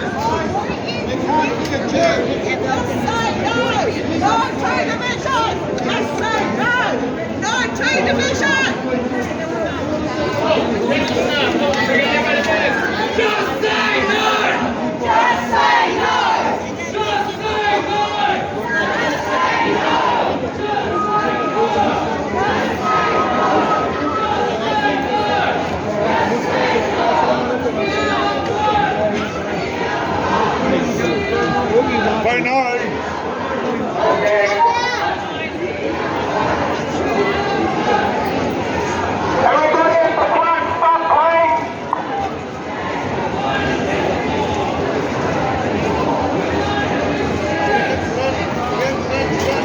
You want to stop at the front, please?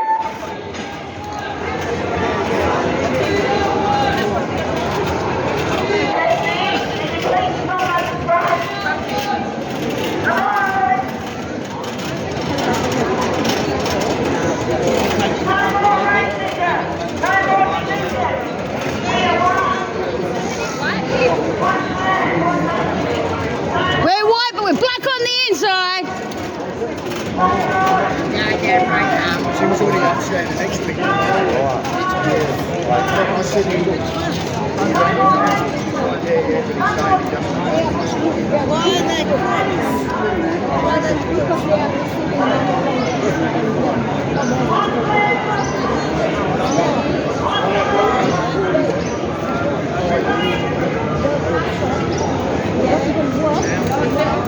All we need to see is Uncle Gazza, eh?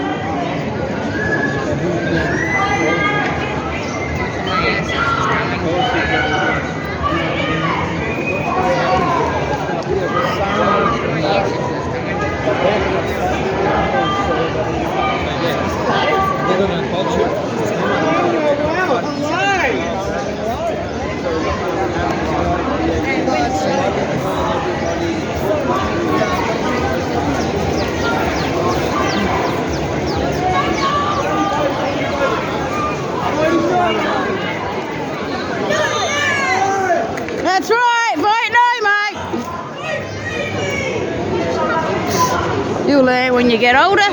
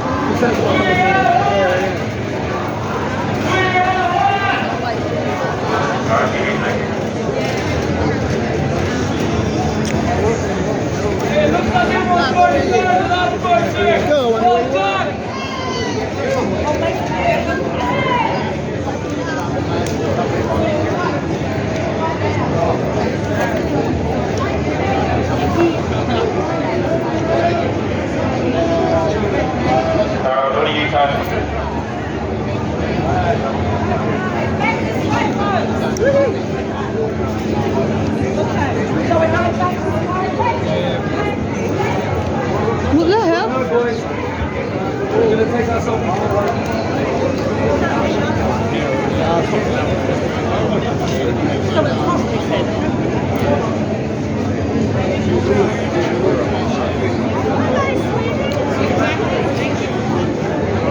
I thought we were going up and around.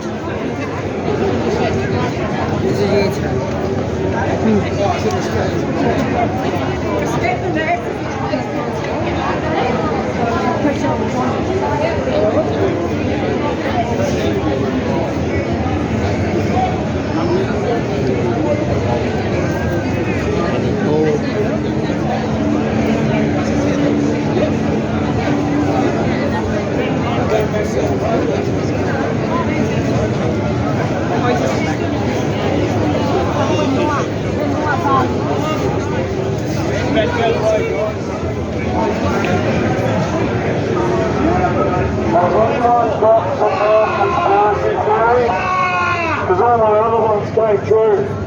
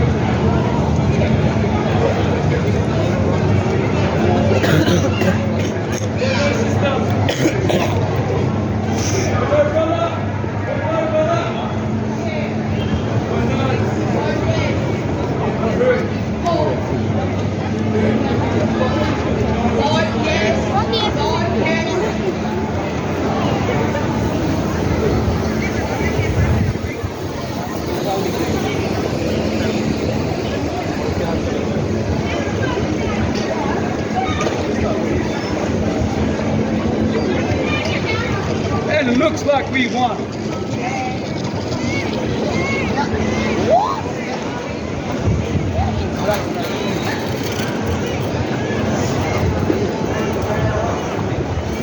Yeah, Mama.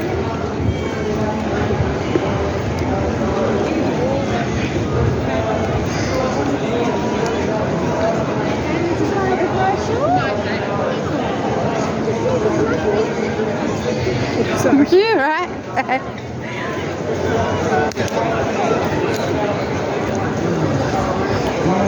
No, you can read it when we get home, huh?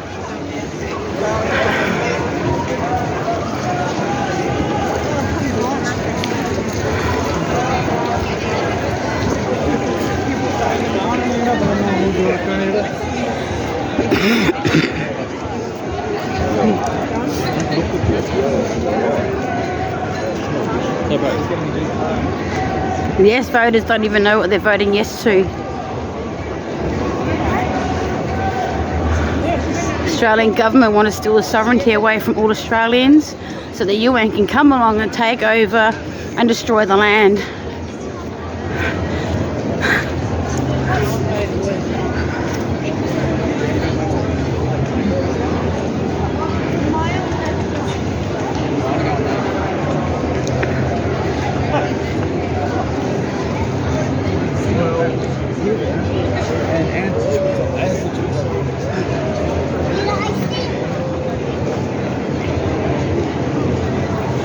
Should we wait?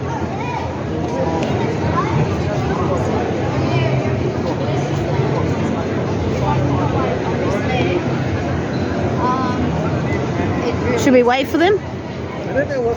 I think everybody's pretty much dispersed. Oh well, yeah. Oh, we might as well meet them back at Parliament House then. Yeah, I think most of the police were getting off too. Ashton! Oh, can you not do that, please? Sorry, everybody. My son decided to disappear again.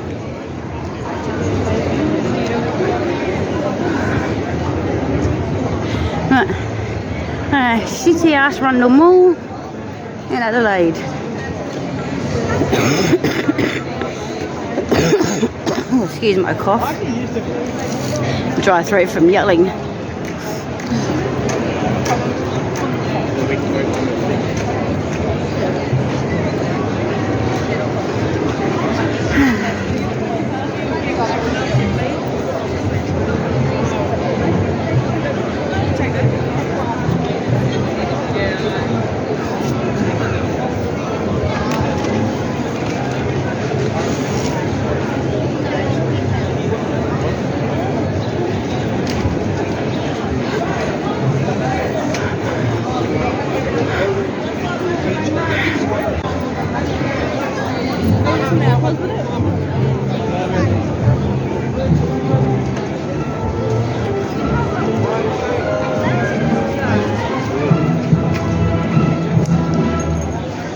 Let's have a look at this band down here, huh? Might as well.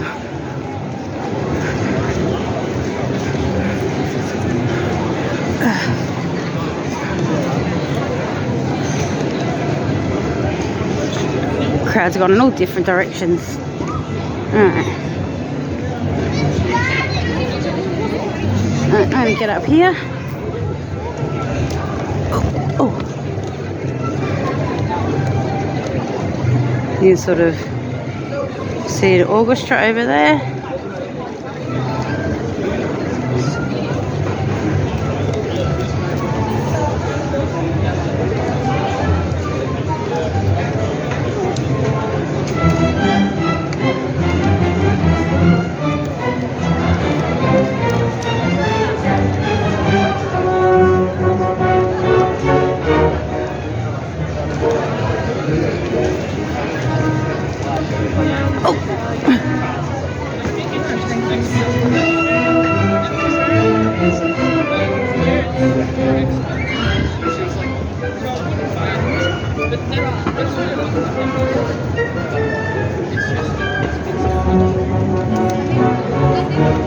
Mr. Pigeon.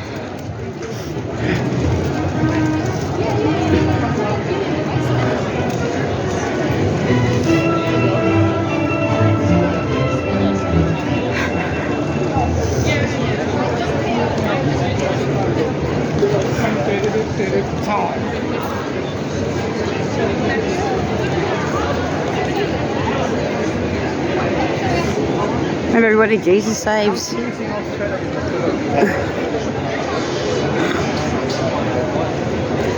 And up here we have the pigs of Rundle Mall. And I'm not talking about the ones in the blue uniform. Is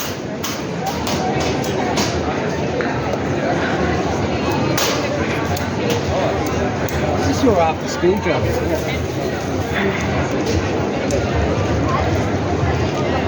Oh. There's one piggy. There's the other pig. And then we got this pig over here.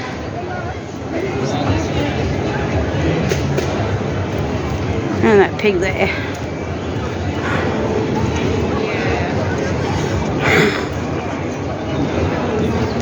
If you're ever in Australia, Johnny's popcorn, it's definitely worth getting. And for the gluten-free freaks, that's gluten-free. Just gets stuck in your teeth.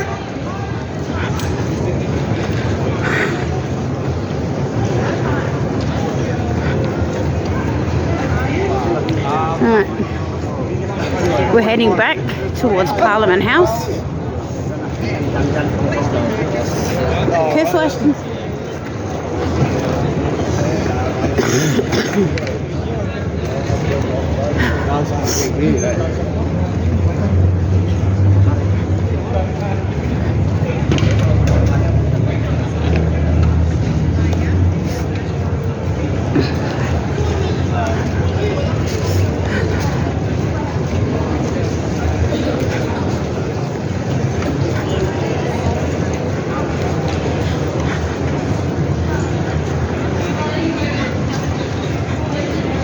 And then we have the other pigs up here, and the one I'm actually meeting, the ones in the blue uniform. Not all of them are pigs, but some of them are right.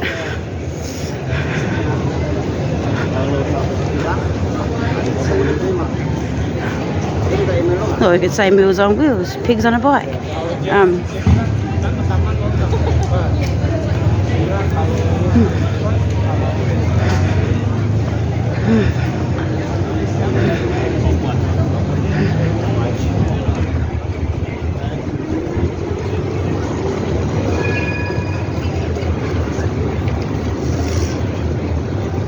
I was going to meet him back at Parliament House.